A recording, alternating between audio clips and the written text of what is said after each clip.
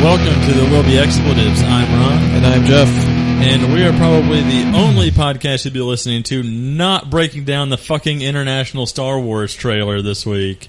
Yeah. All I heard was, like, all the headlines on, like, Nerdist and, like, IGN was like, did it show too much? And all I have to say is, nope. Nope, not watching. I'm done. Every podcast I have listened to since that trailer has broke has spent like half their time breaking down that goddamn trailer, and I don't want to know anymore. Have you managed to avoid listening to it? I have managed to avoid all. I unfortunately heard some speculation on one, and I think they could be correct, but yeah, that's the only thing that's been potentially spoiled for me. I've managed to nope the hell out of any speculation, and it's getting harder and harder and harder. And it makes me sad, too, because, like, I hate the fact that we even had to have another international trailer, because they were saying this was the final trailer, the one we actually went into detail about. It was the final domestic one, yeah. It was the final domestic one, but I wish they had quit making even international ones. Like, just, that was perfectly fine. Just throw that shit out internationally. It would have been fine. Yeah. And then we wouldn't have had to fight our way around and this is a hard thing. It's hard to do a news podcast when you're actively trying to avoid the big news. Yeah, no, it's just been awful trying to avoid it because everything I have listened to or try to watch or anything has it. So, yeah, we will not be breaking down the international trailer because we don't want to know anymore until our asses are in the seats. There is one Star Wars news that we are going to be getting to, and that is something we touched upon last week, but I wanted to provide an update for it. And we talked in detail about hashtag Force for Daniel last week, about how I believe it was Mark Hamill and John Boyega in the cast who were pushing it on their end.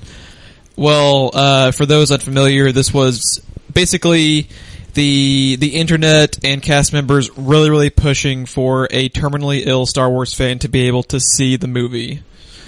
And it happened. Yes. In large part to the cast members, every single person who took the time to retweet and favorite. I want to personally say, and from the podcast, me and Ron, thank you guys for going out of your way to finally something good came of the internet.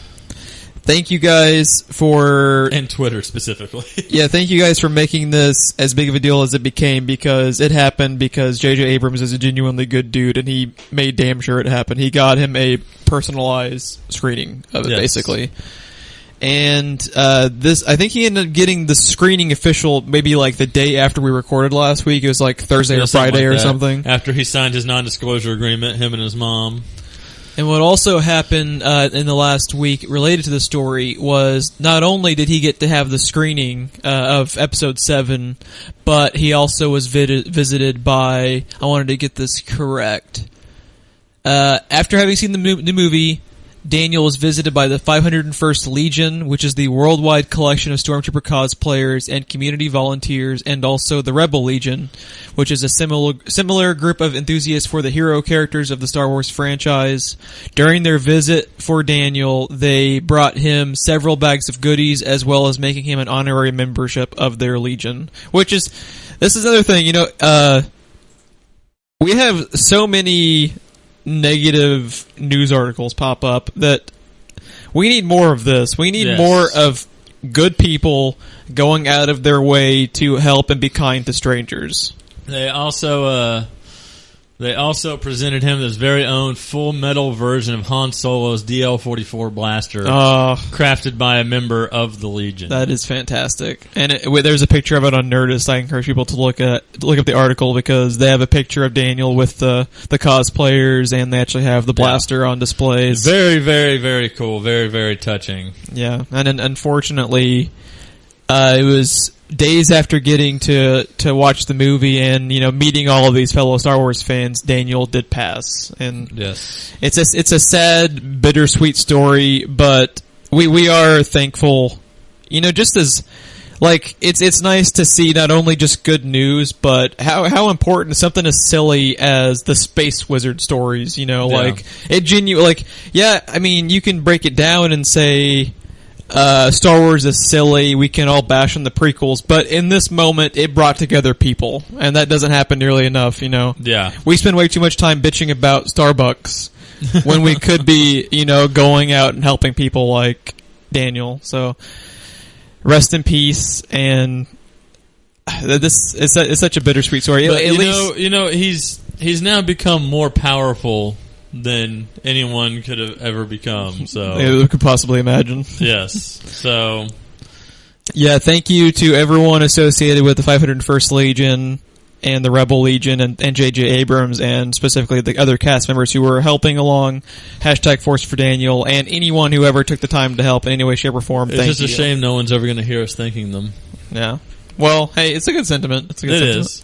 All right, we're going to move on to some more movie news that popped up this past week. And this next one, it's a little intriguing. It feels odd. But okay, so recently we've reported on numerous instances about all of these live-action Disney properties that they're pushing like hard. Like they won't make anything original at the moment. They're all just live-action versions of their famous cartoons. And the most recent one, it looks like, that has gotten off the ground running is The Little Mermaid. And the big news regarding it was that Grace Moretz, most famous as Hit Girl on Kick-Ass. She is it Ariel? Is that? Yep. I don't even know if I've ever seen all of The Little Mermaid. It was never. I have seen it one time, and that was plenty. Is it not very good? Not to me. My wife loves it, and her sister love it. I know someone that's obsessed with it. Everything that they own is Ariel, but one of my family members thought it was a good idea to buy a boy The Little Mermaid. Well, it's kind of weird. Like a lot of the Disney stuff is genuinely good for everyone. Like this, like Aladdin and Lion King, I would say, are both accessible to. The moral of the story always felt like the grass is greener on the other side. Fucking deal with it. I don't know. It was. I couldn't even I couldn't even tell you what the plot of the movie is. Honestly, I saw it partially when I was a kid. She basically wants to live on land, so she sells her voice in exchange for legs. And then once she's on land, she wants back in the water. Well, that's kind of shitty. Yeah. Well, it was fun. It was a fun story, uplifting story. It seemed to be one like I think even. What was weird about this to me is basically, I mean, she was even Carrie. Right? Same girl. So, she's not necessarily known for playing the girly girl parts. She's more known for being a badass. More than, like she was, like, what shows you how good of an actor she is she was like 11 in Kick-Ass and she pulled off line delivery of the word cunt numerous times. Like, that's not easy to do for an 11-year-old girl. Yeah, Game of Thrones is the only other place you ever hear cunt used properly, I think. Yeah, and, I think she's a very talented actress, but this was a little out of left field. Like I said, it doesn't seem... I don't know. Normally, when Disney casts someone, you can get behind it and be like, I can see that. The Beauty and the Beast stuff was impressive casting. Yes. And I'm not saying that I don't think she can't do the role. I'm just saying it's odd. It's a little odd. Yeah. We'll have to wait and see on that one. I can guarantee you my ass will be in that seat because I will have to take Chris. So. Oh yeah. I probably Ness. I will not be. You'll have to tell me how it goes.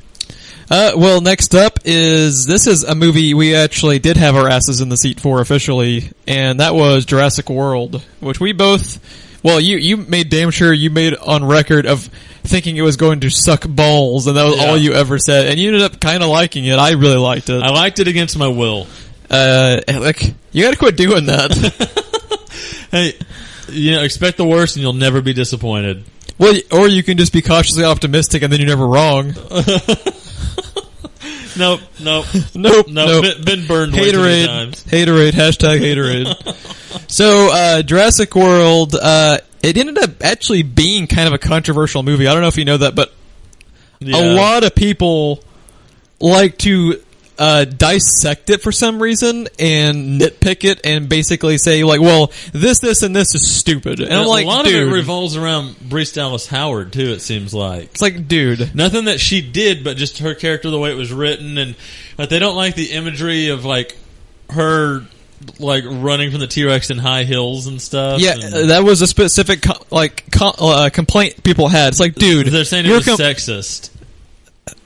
If you can't go into Jurassic World, like, I mean, come on. I like Jurassic Park, but like, dude, you can't complain about that, but then say it's okay for the dinosaurs to be back. Here's the thing. All the sexist stuff that they've said, because, you know, she's supposed to be the female lead and she wasn't a strong female lead and all that, because they had her kind of more as like a Hollywood trope, damsel in distress kind of thing. I don't agree.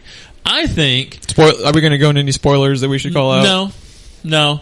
But I was just going to say that I think she went in the situation of, as a character, someone who worked at an amusement park that happened to have dinosaurs, to all of a sudden all hell breaking loose, and reacted the way any rational person would react. She was not exactly the fucking chick from Temple of Doom. You know what I mean? Oh, God. It was Willie? Was that her name? Yeah, something like that. Yeah. To me, there was nothing wrong with the way that she was written. To me, my whole thing is, if you're going to call bullshit on this and this, you have to call bullshit on the entire freaking movie. Because of the dinosaurs? Because there's freaking dinosaurs, man. I don't know. The gas in the Jeep, and then being able to get the Jeep started. I love how you find a way to be that guy in every movie we see. Well, okay, we totally danced around the news, but the news is that Jurassic World will officially be a trilogy.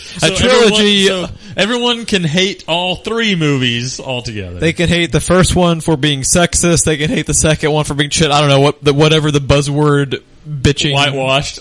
Why? Yeah, all the dinosaurs. # boycott Jurassic World. Have you seen the meme where it's like Bryce Dallas Howard and Chris Pratt when they're talking about like the gene splicing, and they talk, and it's Jeff Goldblum. Yes. I want to watch that movie. Can that be like The Dark Knight for the Jurassic World trilogy, where like it's just Goldblum, the dinosaur we deserve? It's Goldblumosaur just terrorizing Star-Lord. Yeah, I'd watch that. Yeah. Well, okay, yeah, it's going to officially be a trilogy. I believe they have signed on the director for at least the second one. I don't know if they've even like gone far enough into the third one yet, but yeah, we are getting more Jurassic World, and obviously it made like $1 bajillion freaking dollars. So that they're going to keep cranking. The Disney way of doing things is to just keep cranking them out until people quit watching. Was Jurassic World Disney? I thought that was Universal. Was it? I think they're actually still Universal. Yeah, what I said stands. Yeah, whatever. Insert. We edit and post. Insert Universal. All right, another movie that's looking like it's going to end up getting its projected trilogy is Warcraft, man. And we talked about the teaser, right, on the previous episode. Yeah, on the last episode, we knew that the full trailer was coming out on Friday at BlizzCon, but our recording posted on Thursday, so we said we'd have to wait to break it down. This is one trailer we are breaking down. But it's so sexy. Oh god, I don't even like Warcraft anymore. I don't either. And this movie has no business looking as good as it does. It's like it kind of for a Warcraft movie for me as someone who is no longer a Warcraft or WoW fan to like get me like, when is that coming out? I'm going to be there opening day. Like, they did a fantastic job with. The number one thing in the trailer that works for me is it's gorgeous. Yeah, it looks like the game, but taken to the nth degree. Yeah, because it feels like the game, but by God, everything in it looks fucking real. And we also definitely need to talk about Griffin. The feathers and stuff on the Griffin? The orcs have no business looking as good as they do. They don't. And what I was going to bring up is there's a lot of people in that cast that I wasn't aware of, but the lead of the Alliance, not the lead like King, but the lead character of the Alliance is the main character from the show Vikings, which is very good. He's very good in it. Yeah. They have Howard Stark. Is it Dominic Cooper? He is, it looks like the Alliance King. They have Toby Kebbell, which is most probably famously known for one of the episodes of Black Mirror. He's the lead orc, it appears, and just had an all-around really, really good cast. And between how good this one's. Smart cast. Smart casting. Very smart cast. Ben Foster was also in it. I've always liked Ben Foster. So, yeah, no, this... I cannot believe I'm about to say this, but I cannot wait for the Warcraft movie, dude. And, you know, you and I have said several times on this show that one of the things we are excited about is this could be the movie that makes people take video game movies seriously. And I don't just mean audiences. Writers, directors, producers, production companies. This could be the thing that, like... You know, did you ever see Wing Commander? Mm-mm. If you're managed to stay awake through it, you're not that thrilled about it. It kind of feels like Battlefield Earth with John Travolta a little bit. I've never seen that either. Yeah, you're not missing a whole lot, but platform shoes, for God's sake, to make John Travolta taller. Anyways, video game movies were always kind of... even today are looked at the way I feel comic book movies were looked at like in the 90s. Especially with like Batman and Robin and Batman Forever. And this could be the first movie that turns all that around. What is interesting to me is the parallel this movie specifically, when you break it down, has with Batman Begins. And I don't mean that in the subject material, but let's look at the movies in general surrounding it. Whoa. Are you saying Christian Bale is in this and he's going to be fucking Batman? I would watch it. I'm just saying. Liam Neeson is going to be in it? Dude, Liam Neeson would be a badass like orc or some shit. I'd watch that too. No, but... he needs to be a night elf or something, or a so, blood elf. Okay, what happened before Batman... Blood elf Liam Neeson. I'd watch it. Undead Liam Neeson. Oh, yeah. Dude, yeah, he kind of looked like Barbossa a little bit. So, okay, what happened before Batman Begins was we had a few comic book movies. Sorry, but to keep interrupting you, but I just mentioned Barbossa. Jeffrey Rush would be really good. Yeah, and he's not doing jack shit since Pirates like went on somewhat hiatus. In Pirates, he's already an undead dude. In the first Pirates. Spoilers for like a 10, 15-year-old movie. Yeah, I think it came out 14 years ago. But, yeah, Jeffrey Rush should end up in one of the trilogies. One of the... Jeffrey Rush can be in anything. I love Jeffrey Rush. Sorry. I will not interrupt you this time. Are you going to Kanye me again? Ass. Okay, what happened before Batman Begins? I'm going to let you finish, but first... What happened before Batman Begins, Ron... You son of a bitch. Was they figured out a way to make a couple of comic book movies work on the big screen, but it wasn't taken as like a piece of art. And I think that Batman Begins, and it had a large part to do with getting Christopher Nolan a, kind of down-to-earth independent filmmaker onto a comic book movie to take like a different approach to it. That's kind of what has happened with this, because the director of this is Duncan Jones, who has done Moon and Source Code, which are both basically Black Mirror episodes. Like they have, he's coming from a different angle, and this Warcraft movie easily could have been made by like a Michael Bay type, but no, they went for you said that, and I just imagine like him jumping off the cliff onto the Griffin, and the Griffin just exploding into this big ball of fire and just feathers falling. I would also watch that. No, but I think that was a really good sign that they could have gotten like a flashy director, but they went for a dude who's made some like good like hardcore sci-fi. Like it was a different approach to it, and I think this might be the Batman Begins for video game movies of like you were saying, like it taken more seriously. Yeah, so, yeah, it's all. And one more thing that I texted you while I was compiling the notes. I think one thing I said was half of our notes in the movie section are about video game movies, and I could not be happier about that, because it is about goddamn time. It's an untapped source, and as we all know, Hollywood is out of sources, so... For sure. Yeah. Well, we got a little bit more Blizzard news to run through real quick, and this was more stuff that happened at BlizzCon, but they announced, and I believe they are what are referred to now, Activision Blizzard, I think that's how they refer to themselves. They have announced a film and TV studio.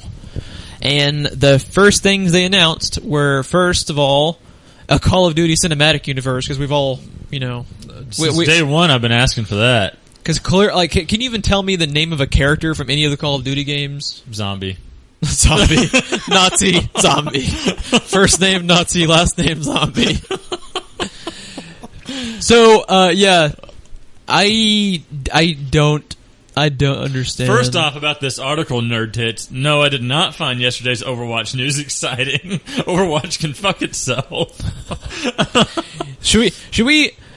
No, we're going to talk about that later. So that's a tease for later because we actually do have some Overwatch shit to get to. But of all the things they have within Blizzard, and Warcraft looks fantastic. Why the hell are they jumping over and doing Call of Duty? I don't know. That is clearly an Activision decision. They have so much shit under their nose with just like eons of usable material like Warcraft, and they go to Call of Duty. When Activision first acquired Blizzard, what I was terrified of was that Activision would take over and the Blizzard as we know it would end, and that never happened. I think it's starting to happen. I think Overwatch is the first sign of that happening. Yeah. Because that is a very Activision feeling game as opposed to Blizzard. So I agree. But the two of them are such giants. They have such huge franchises. But I don't know. Diablo would make an awesome TV show, and I think StarCraft would make an awesome TV show. And I would be 100. Both of those have, I think, endless story possibilities. I think they can go on as long as people will watch. And I would be 100,000 times more interested in watching them. And this is a telling thing that actually shows why Call of Duty has no business being a movie. Yeah. Were you aware that on Black Ops 3, you know how they had like zombie mode, campaign mode, and multiplayer? Right. Well, if you buy a Call of Duty Black Ops 3 for the previous gen, the PS3 and Xbox 360 versions, does not come with campaign. Are you serious? Yeah. Why? Apparently the graphical fidelity of the storyline, this is all, from them. I haven't played the game personally, so I couldn't provide you my opinion on it, but they are basically saying it's too intense for the previous gen. So if they're able to release that game for full price and still have people buy it because of the multiplayer only, it has no business being a movie. No, not at all. Another thing that I was going to say, too, the reason why, Diablo is obvious. There's a lot of fantasy stuff out there already, Game of Thrones and stuff like that, Vikings. But Diablo would be like a mix of Constantine and Game of Thrones-ish, I think you could get away with. If they could get Del Toro as like the showrunner for dude. Diablo, oh my god. Diablo would be the stuff of nightmares, which he should be since he's the Lord of Terror. It would be so amazing. But you haven't played any of the StarCraft games yet, and I keep trying to get you to. But StarCraft, especially the first one, but both games... Which, by the way, we were recording this on the 10th. Legacy of the Void just came out today. But StarCraft 2 kind of has a Firefly... StarCraft and StarCraft 2 have a Firefly feel to it.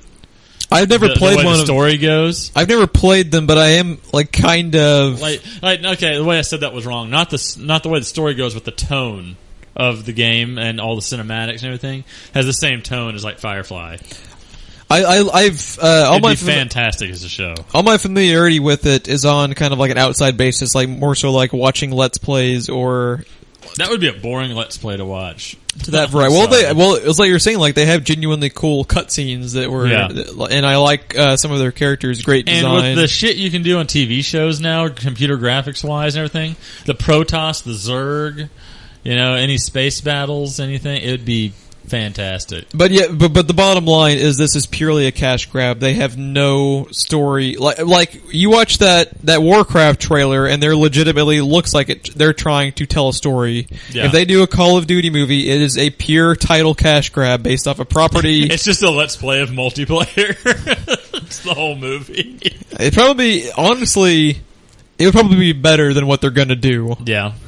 But another thing they announced with it was a Skylander... Is it either cartoon? I believe along those lines. Activision also owns Skylanders. It is Skylanders Academy, an animated series based on the famous Toys to Life franchise. For those unaware, the Lego Dimensions and Disney Infinities of the world are basically ripoffs of Skylanders. Yeah. Skylanders had this genius idea. But everybody else is doing it better. Well, they're not necessarily doing it better, but they're doing it with recognizable properties, which is Skylanders made the whole idea of the toys can be combined into the video game, which leads to just a license to print money because, the kids are obviously going to want every single character, and they each cost like 10 times more than they should. To be honest, all I care about is I have an official Lego TARDIS. So. Yeah, that's true. Yeah, so basically, Disney Infinity and Lego Dimensions took that idea and ran with it, and now Skylanders, no one gives a shit. Because, if you're a little kid, are you going to go pick out, random Skylander characters, or, I'm going to go get Lego Dimensions and play Scooby-Doo and Doctor Who and Batman and Lord of the Rings and Hobbit and Harry Potter, anything. You should have ended, after Batman with 2. Yeah. Since you said Scooby-Doo, Doctor Who, and Batman 2. See, I'm so tired and drained from our Let's Plays that I didn't even make that connection. But yeah, they are making this Skylanders Academy cartoon. They're saying animated series, so it's probably going to be more like Pixar 3D-ish, I'm assuming. Basically, we're going back to 80s cartoons and their toy commercials. Justin Long will be in it. Really? Ashley Tisdale. Really? Wait. Okay, I kind of take this back. Jonathan Banks is in this? Who is he the and bad Norm guy? Macdonald? Okay, I kind of want to watch this now. I am very curious now. I want to watch, can Jonathan Banks, be cartoon Mike? I'd be down with those. So, yeah. I think these were the only 2 announcements they made in association with the film and TV studio. After reading that casting, we have to edit out the entire last 10 minutes of this podcast. Well, I still stand as saying, obviously, that this seems just like a bunch of cash grabs. First of all, I am more okay with them doing a cash grab for Skylanders than I am them trying to be all pretentious and we're going to make a cinematic universe for Call of Duty. Only a matter of time, though, you knew that.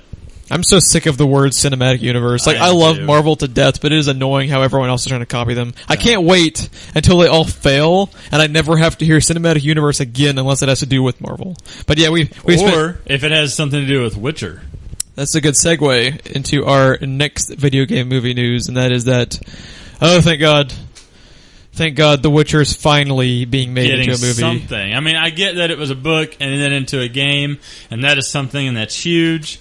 But I think I would have preferred TV show, but I will take movie. It needed something. I still say Game of Thrones needs something to compete against that's fantasy based, like you've been saying. But Witcher needs something. Yeah, it looks like they are going in a good direction as far as the crew. They've actually signed on Tomasz Baginski, probably butchering that. He was actually the director of the opening cinematic sequences for the first 2 games, which if you haven't seen them, I encourage you to YouTube them because they are amazing. And that is a brilliant idea because now the movies are going to look and feel like the game, and they're going to be filmed with similar camera angles. And oh my god, dude, that Witcher 2 opening! As I was watching it, my jaw was just hanging open. It's amazing. Yeah. So it looks like, in large part, to I believe Witcher 3 was a giant success earlier this year. Oh, dude, so it was a gigantic fucking success. With the Witcher 3 success, and with the way they're approaching, it looks like Warcraft and Assassin's Creed. I think they'll actually be able to draw in some you know what I do? Hire just half of the Game of Thrones cast, in the off time of Game of Thrones, just throw them all in The Witcher. Shit, they could do a Witcher and Game of Thrones crossover. I'd be okay with this. I don't care. I can see that. It would kind of Geralt work versus the White Walkers, dude. Take my fucking money. So another movie popping up at some point in the next couple of years that we're both really, really looking forward to is John Wick 2. Yes. Because, what was it, a couple months ago when you watched the Blu-ray that I had bought of it.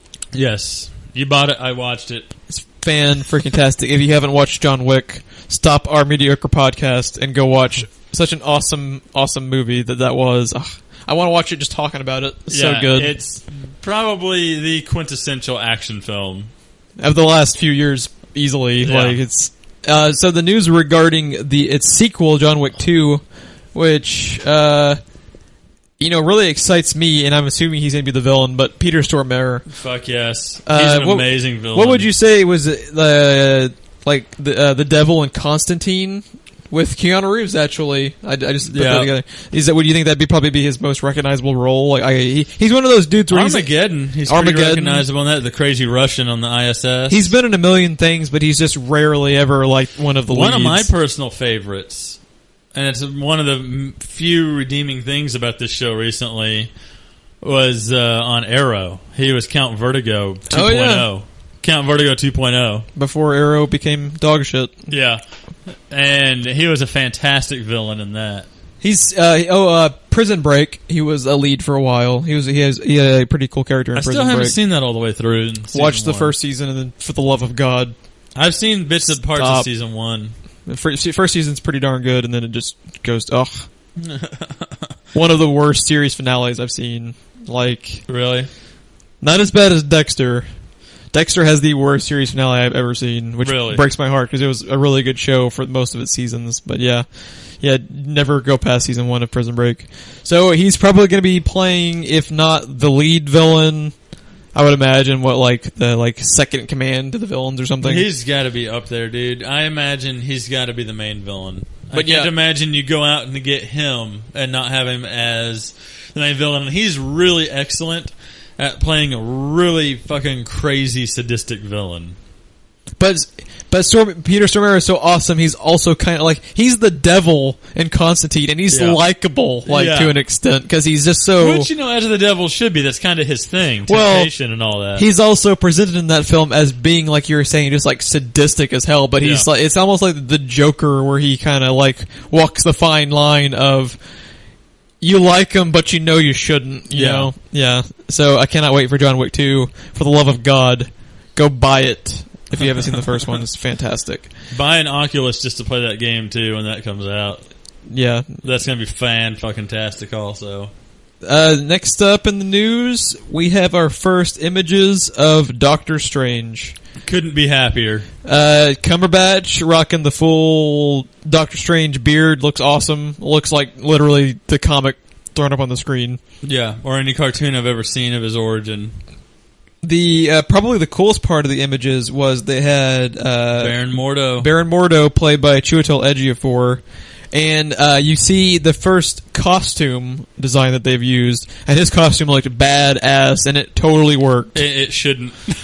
It looked amazing. That is something amazing. else that should not work, but it's right out of the comic book. And did you notice they even have like the fixed long angular sleeves on it, like that real like old school like D&D almost wizard look. It looks so cool. So if they made Mordo look that cool, like nerds everywhere jizzed in their pants. Doctor Strange, and from everything we've heard, is they were like, oh yeah, we just literally threw the comic costume up on the screen, so I think it's going to look amazing. Yeah, no, it's going to be just an incredible movie, and I feel like it's going to be completely different from everything Marvel's done so far. Which is good, because at this point, we got Guardians, which was basically like Marvel Firefly. Yeah. We got Ant-Man, which was basically like a Marvel heist film. That stand apart. But everything else, and I'm not knocking them anyway, I love every one of the movies. Age of Ultron included, it's kind of the redheaded stepchild, I'm not going to lie. But they're all the same formula. You know, it's all exactly the same thing, just a few of the variables tweaked. But Ant-Man and Guardians of the Galaxy stood apart, but I feel like Doctor Strange is going to be way different. And for Halloween, we actually sat down. I made you watch Sinister, which is directed by Scott Derrickson, who's directing Doctor Strange. With that movie. And like I was saying, like, and you know now after watching it, but good Lord, that guy can create some mood and I think it's going to be used to such good effect with like the interdimension and stuff like that he's going to bring to it. So cannot wait. November 4th, 2016. So we got about a year. See, okay. What are you more excited for, Civil War or Doctor Strange? Doctor Strange. I think I am too, because like we were saying, like I freaking love Winter Soldier, and I love the idea of Civil War, but it's There's a level of sameness to it that this doesn't have. Civil War, it could be said, is basically Avengers 3.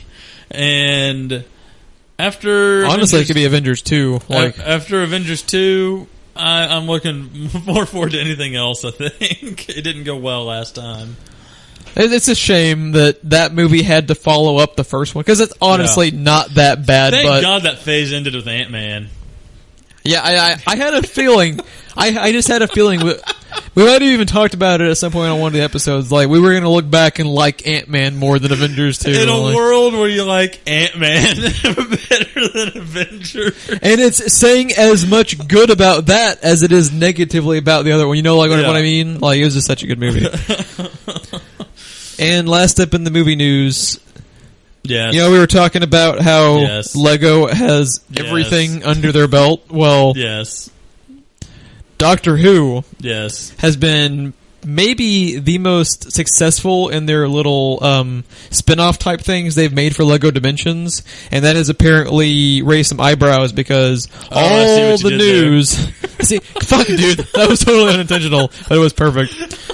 The Doctor from Doctor Who might be appearing in Lego Movie 2, and why the fuck not, dude? Like, I would have Tenet back. First of all, I think I told you at some point, I want a whole, you know how we're getting a Lego Batman movie? Yeah. I want a Matt Smith, David Tennant, and Capaldi little Doctor Who side movie of Legos. All Legos. Just all Lego, all Doctor Who. Like, dude, friggin', I watched part of the Lego Dimensions thing. This friggin', the Weeping Angels, even in Lego form, are still enough to make you piss your pants, just saying. So yeah, obviously, we are fully on board for this. Yes. I adore... Fantastic commentary on part of Mr. Huddleston. Yes. The first Lego movie was fantastic. If you haven't watched that for some reason, again, please stop our mediocre as fuck podcast and go watch these good movies. So we look forward to possibly seeing Capaldi, at least, maybe others, in Lego Movie 2. Well, that actually marks a good segue over to our TV section. And I don't know if you had actually been familiar with this story, but the rumor going around was that Stephen Moffat, who is famous for running both Sherlock and Doctor Who, was going to have to limit the episode order of season 10 of Doctor Who because of Sherlock. Really? Because they have incredibly tight windows to be able to film Benedict Cumberbatch, because he's fucking Benedict Cumberbatch, and he's all over the place in everything now in Doctor Strange. Well, that rumor has been shut down. They will have a full 12-episode season and 13th Christmas special with season 10, so it's fantastic news. They ended up not having to... Because I think the rumor was it was going to be kind of like Luther. I think Luther, one of their seasons, was like 6 episodes, like a real condensed miniseries almost feel to it. So that was the worry, but we are getting our full season 10 of Doctor Who, which, if it's half as good as 9 has been... Yes. Cannot freaking wait, because season 9 has been amazing. It's amazing that you and I love season 9 so much right now, but the things I love about it are not the things you like, and the things that you love are not the things I like. Except for the first 4. I think we basically agreed across the board on C-Lab and the Davros ones. Well, after season 8, we were just blown away. Yeah, so good. So good. I'm having this chair. So good. Spoilers for Doctor Who season 9. One of our other favorite shows is The Walking Dead, and it had I'm all over this news. It had some amazing news that just broke today. One of my favorite people out there, I think, that does not get enough work, in my opinion. 110% agreed. Jeffrey Dean Morgan has been cast in The Walking Dead as Negan, and I have intentionally stayed away from talking anything about this character so Ron can kind of experience it, you know. Because I have not read the comics. Shocker, shocker. I have Breaking news, Ron has not read comics. I have, I'm infinitely familiar with Negan, and this is fucking amazing casting. It's up there with Bernthal's The Punisher as how perfect it can be. All over that. Jeffrey Dean Morgan, probably most famously known as, what do you say, like the comedian in Watchmen? Would that be his most recognizable role? Yeah, probably the comedian in Watchmen, or the thing that jumps out at me is The Losers, but no one saw that is very movie. Good. He is Sam and Dean's dad in Supernatural. Some people No Country for Old Men. No Country for Old Men. Who is he in No Country for Old Men? The fucking killer. No, that was Javier Bardem. Are you Who sure? was the killer? Yeah, they talking about the cow gun. Yeah. Who? Isn't he in? He looks kind of like Jeffrey Dean Morgan a little bit, but no. I think you might be thinking of the lead was Josh Brolin. I don't know if you were thinking he might have been. No, it's not Josh Brolin. No, the villain though was Javier Bardem. Yeah, if you are unfamiliar with the comic, good things are ahead for The Walking Dead, which has also been incredibly good this current season. Oh, fuck you! You're right. You know I have IMDb brain. What are you trying to fuck with me for? That's like your one and only party trick. Yeah. I don't have any survival skills, but I can tell you who was the villain in No Country for Old Men. He looks like he could be Jeffrey Dean Morgan's son.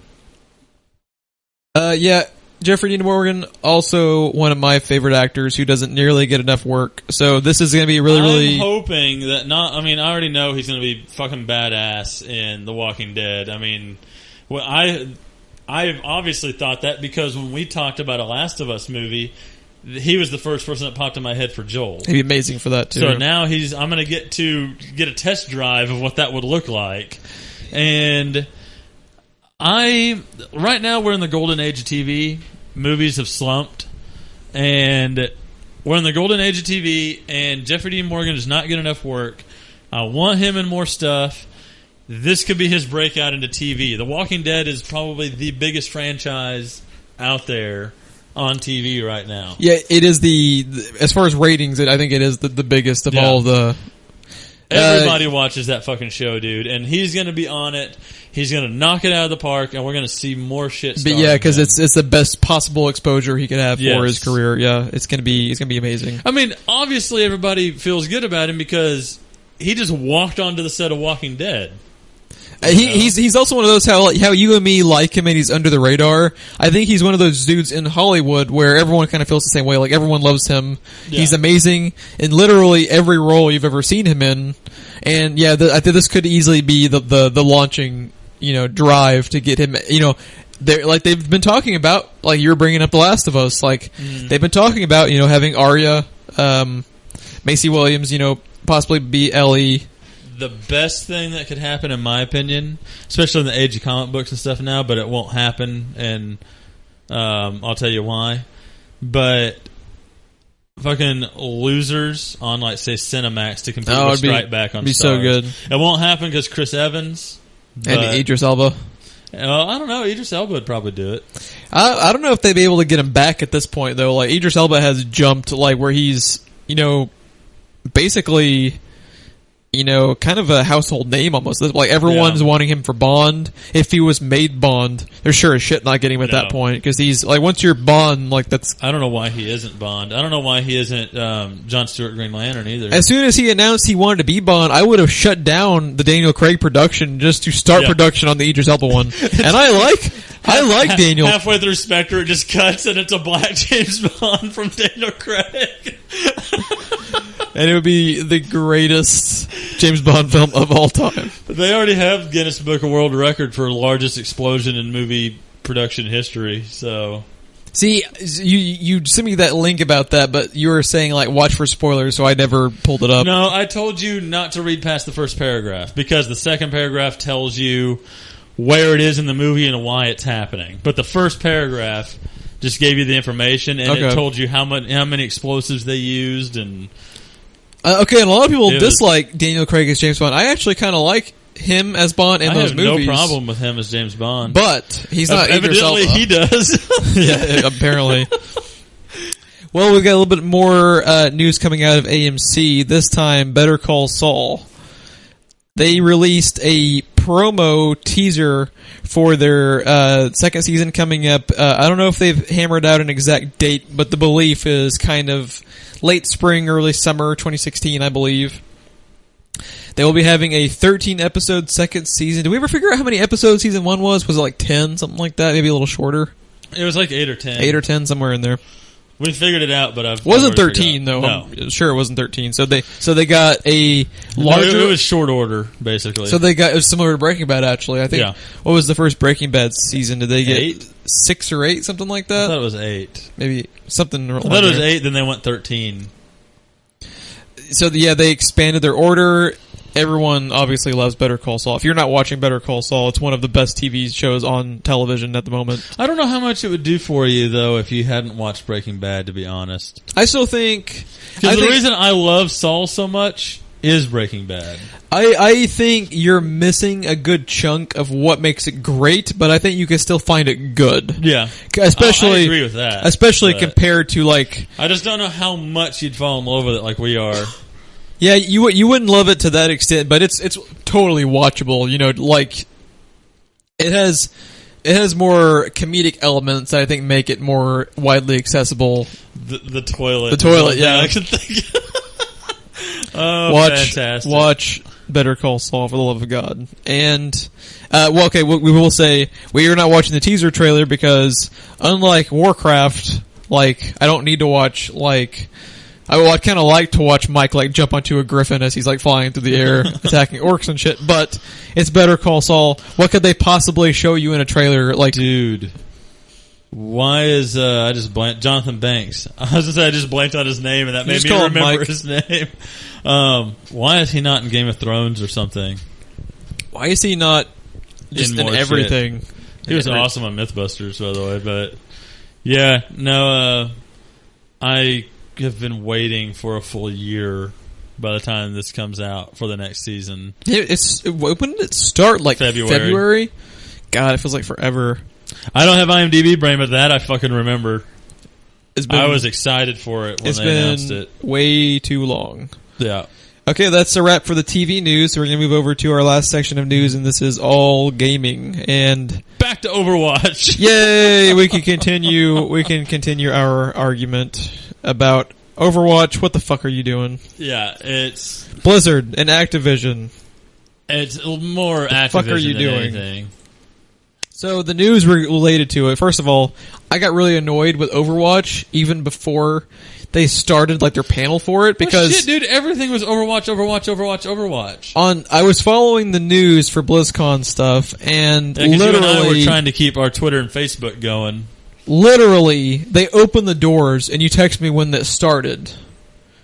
Like, within 3 seconds, there was an Overwatch article on Nerdist. And Nerdist is notoriously behind on their updates. So, like... so that was late. It's like you were saying, you were excited for the Diablo panel. I was like, dude, they're only going to announce Diablo skins for Overwatch. They're not going to have shit to do with Diablo. The big news coming out, though, was Overwatch... This was kind of expected but never confirmed. They are going to be showing. This is kind of frustrating. Shit. Overwatch will be accessible on PS4 and Xbox One, and there was much rejoicing, so on and so forth. I don't give a shit. This game, and there was much rejoicing. My thoughts exactly. Okay, should we Overwatch correspondent Monty? We have a couple minutes I think we can spend talking about this. That I want to just delve. If anyone for whatever reason is still listening to us, why we dislike Overwatch.